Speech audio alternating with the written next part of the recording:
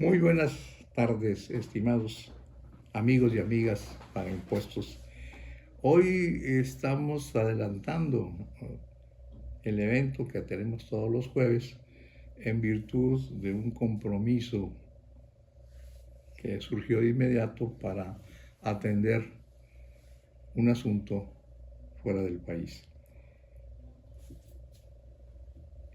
En este momento lo que vamos a plantearles es una serie de reflexiones con relación a hechos que están sucediendo. El primero que vamos a comentar es el sentido deceso del arquitecto Benavides. Al arquitecto Benavides lo conocí en su programa Cambios, al cual fui invitado más de 20 veces en el transcurso de los años que estuvo al aire este programa de Cambios. Del arquitecto Benavides tenemos el recuerdo, los que militábamos en aquella época en Convergencia, de que fue un constante luchador por el bienestar, el buen trato y la aplicación del derecho a los ciudadanos de nuestro Estado. Y cómo no voy a recordar la vez que me llegan a mi oficina los regantes del arroyo de la Yancual, al cual el arquitecto les había comentado cuando ellos le preguntaron que quién les podía dar la mano en el aspecto de su lucha por no ser despojados del agua tratada de la planta de Dulces Nombres. En ese momento le preguntaron al arquitecto y le dijo, pues hablen con Ernesto Cerda. Dice, y uno de ellos, que después fue alcalde de Los Ramones, dijo, pues aquí estamos. Y de pronto le dice, pues ¿qué hay que hacer? El problema es que nos quieren quitar, después de haber cedido 3 litros por segundo de agua clara, por 1 litro de agua, o 1,5 litros de agua tratada.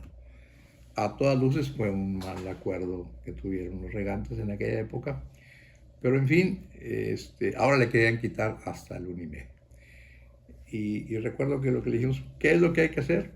Y entonces digo, pues la única cosa es echarle ganas, muchos pantalones y mucho producto de gallina. Y dijimos, lo primero que hay que hacer es una manifestación de tractores, desde Los Ramones hasta el Palacio, y quedarnos hasta donde sea posible y saquemos el acuerdo de que el agua vuelva a su... que el acuerdo se cumpla y que el agua les sea proporcionada a ustedes.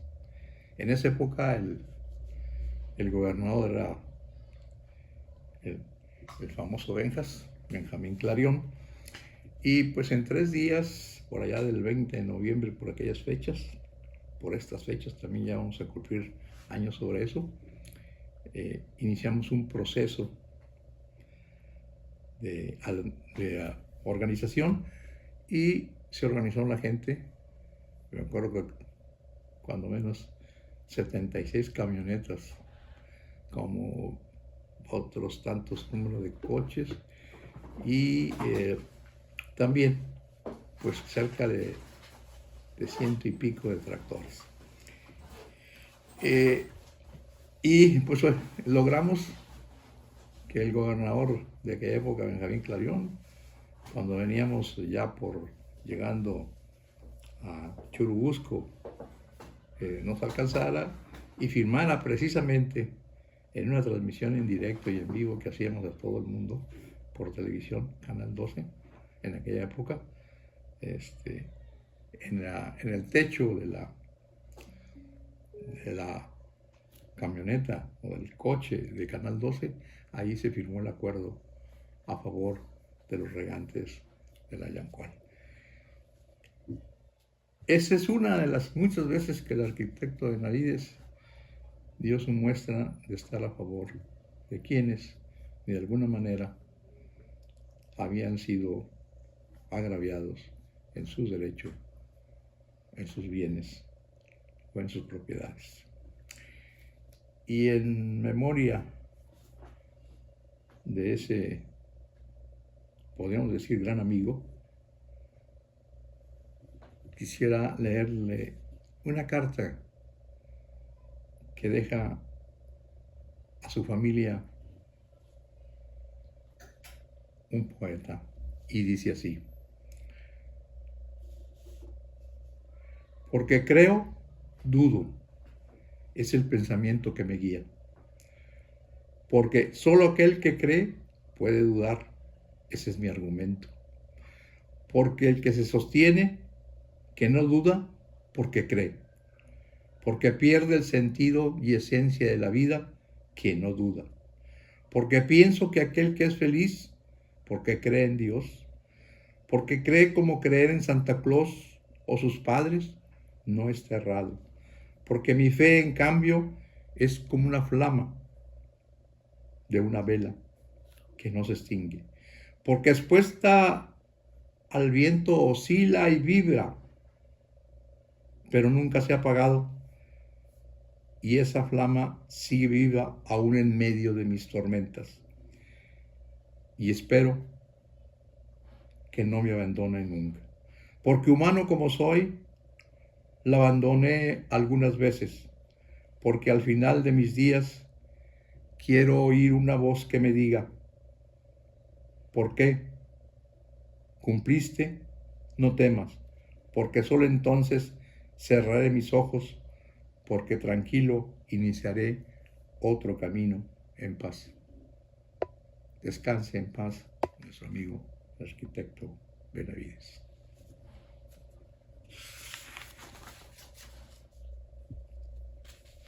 Sin duda, hoy nos encontramos en tiempos muy especiales. Releyendo unos viejos escritos del siglo pasado, recuerdo que Renato Leduc recordó en una de sus reuniones y que después plasmó en algunos de sus artículos, dice: tiempos que era Dios omnipotente y el señor don Porfirio presidente. Y decía Renato, y decimos hoy, tiempos hay tan iguales al presente. Hoy nos encontramos, pues, cerca de una sucesión presidencial. Y nosotros hicimos un escrito que llamamos aproximaciones, divergentes a la sucesión presidencial. Y decimos: los azares de la vida son tales que toda eventualidad se hace posible. Lo que no se espera, pronto llega. En cualquier sistema político, los mecanismos de transición del poder son fundamentales para garantizar su permanencia y continuidad del proyecto. Esencialmente en aquellos cuya institución de poder principal se encarna en un solo individuo. Tal es el caso de México, donde el ejercicio del poder se ha organizado en un sistema eminentemente presidencialista. El presidente de la República es el centro de las redes de poder y el origen de las decisiones políticas fundamentales. Y los nombramientos de los secretarios de Estado, de las empresas y organismos e instituciones del Estado son funciones y atribuciones que le competen al presidente de la República. Pero estas funciones y atribuciones rebasan con incontables decisiones a las que cualquier otra instancia, ya sea la judicial o legislativa, que están definidas en la Constitución como parte de la práctica política del país. Estas funciones y atribuciones van más allá de lo que está escrito, de lo que debe hacerse, lo que tiene como norma la Constitución del país. El presidente, pues, tiene la capacidad de consolidar que en la transición de un presidente a otro suponga que el sistema en su conjunto que él dejó, para eso, él tiene la fuerza, la decisión y la posibilidad de que su sustituto continúe con el proyecto. Sin embargo, por muy amplios y auténticos que sean los poderes de la presidencia, esta no es monolítica y omnipresente. Existen ciertas limitaciones de historia, de tiempo, de condiciones sociales, de salud, de condiciones económicas y geopolíticas, entre otras.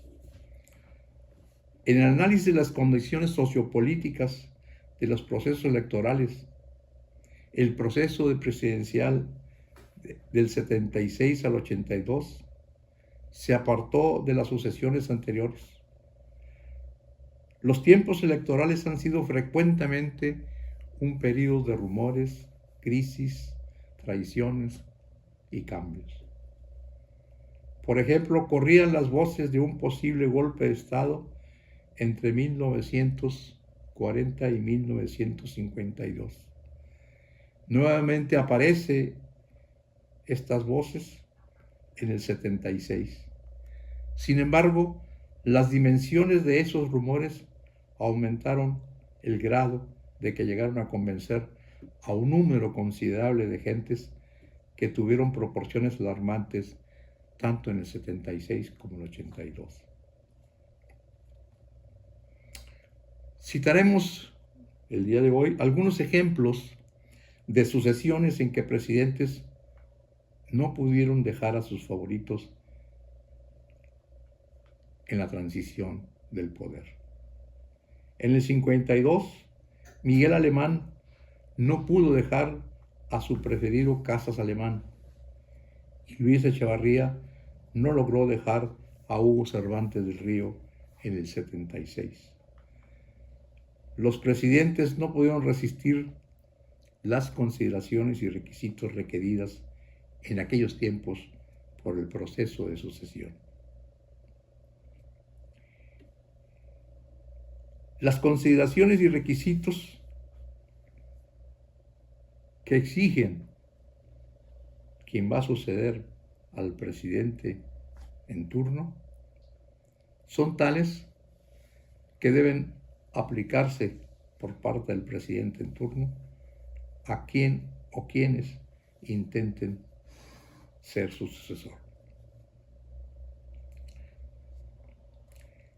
Bien podríamos cuestionarnos por qué impacientarse el proceso de sucesión presidencial mexicana, que empezó hace 3 años.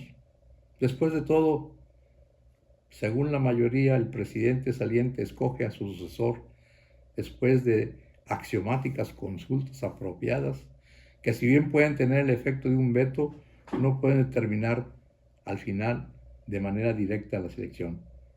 En este caso, la Constitución de Morena es privilegio exclusivo en su sucesión de Andrés Manuel López Obrador. En fin, que en estos 5 años de gobierno de Andrés Manuel López Obrador ha mostrado Andrés Manuel la capacidad de un presidente que sabe premiar y castigar, Y hay ejemplos muy conocidos como el de Santiago Neto, el de Monreal y que más recientemente el de Ebrard. Queda claro que quienes intentaron, el caso de Ebrard, luchar por un espacio fuera de Morena, entendieron que lo importante es la supervivencia de su equipo de trabajo. Equipo que lo siguió en su aventura, desde luego fallida, de generar una nueva votación para que se anulara la decisión de quien había sido elegida por Morena, que es Claudia Sheinbaum.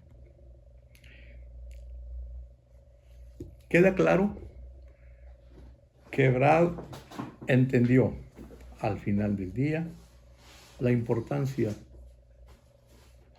del compromiso que tenía con cientos de gentes, con civiles a través de todo el país, y que sería arrojarlos a un vacío si no entendía la oportunidad de pactar con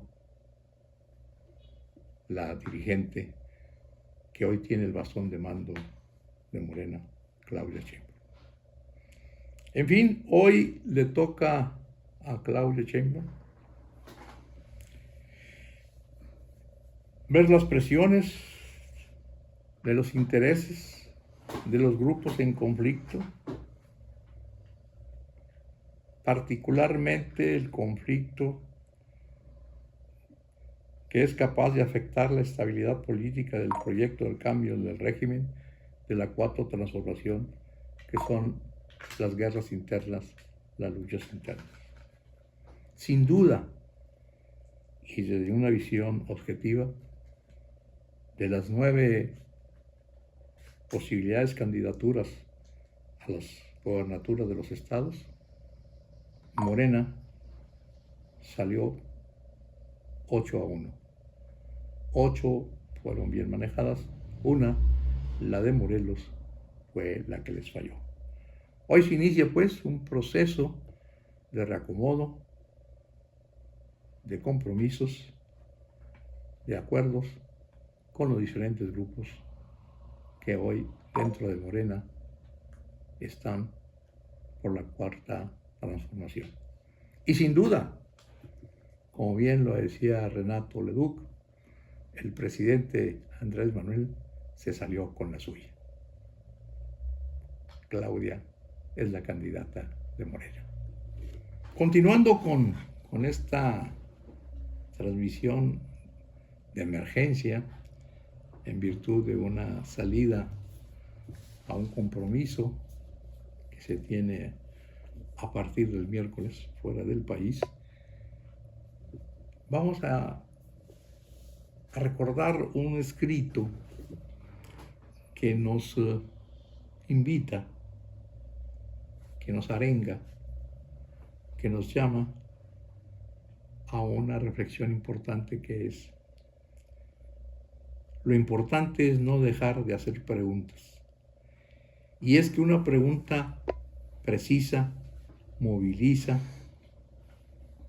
toda la energía hacia el hallazgo de una solución. En el trayecto de la razón nunca ha sido lineal, sino que en su desarrollo es de avances, de eternos retornos, de retrocesos, de progresos, de dudas, de incertidumbres, certezas, de muerte y de vida. Problemática siempre abierta al juego de la interrogación, de la pregunta, del cuestionamiento.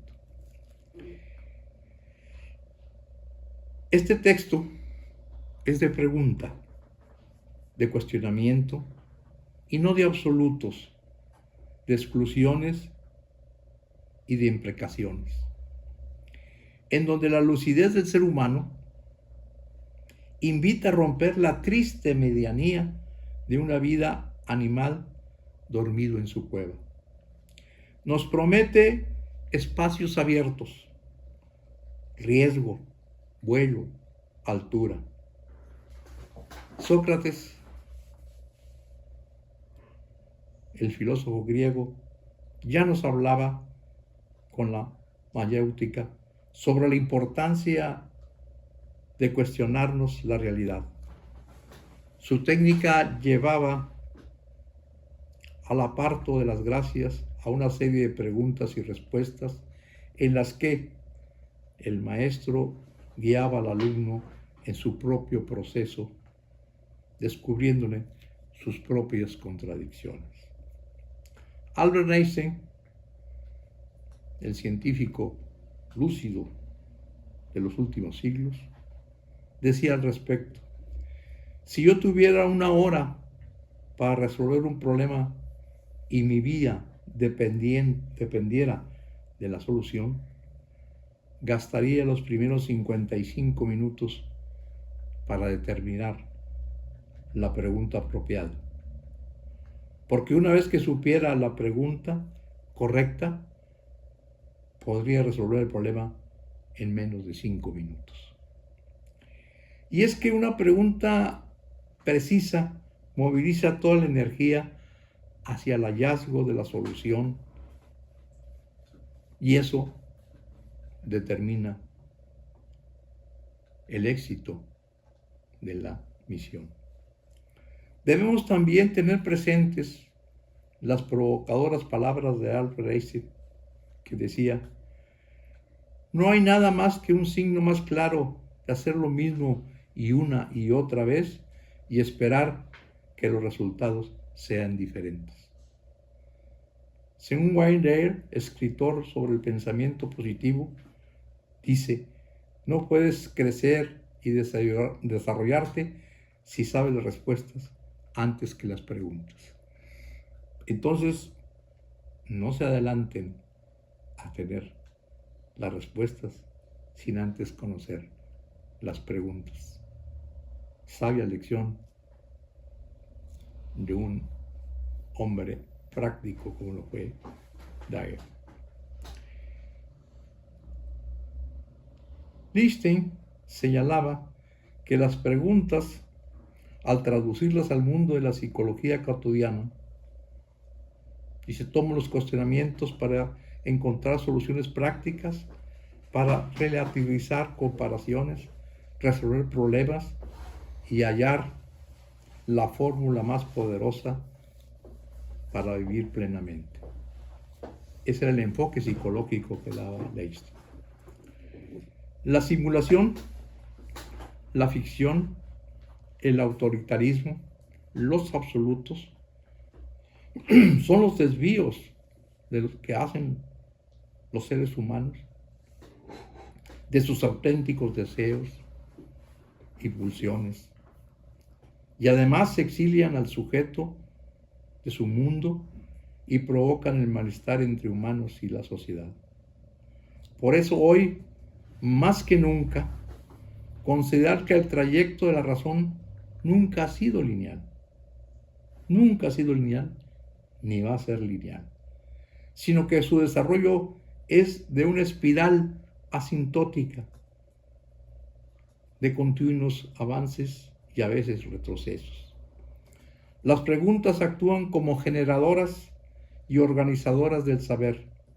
Así éstas despiertan nuestro deseo de conocer cosas nuevas, la realidad como es, y nos ayudan, después de conocer los hechos que nos dan la realidad, nos ayudan a reflexionar sobre el propio saber y el proceso de aprendizaje para resolver nuestros problemas de vida.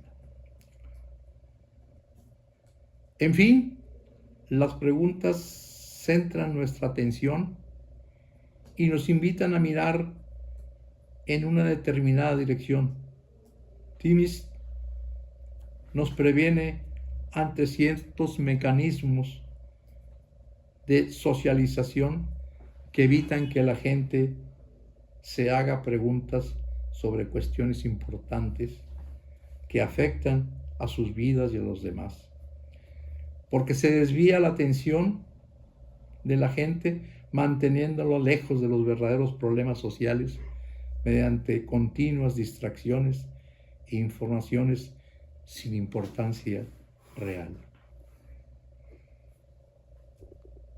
Podríamos decir que hay algunos elementos, 6 elementos que vamos a enumerar, que no son los únicos, simplemente es una reflexión para que ustedes las vean. Las preguntas nos dan información. Las preguntas nos ayudan a entender prioridades de nuestros proyectos.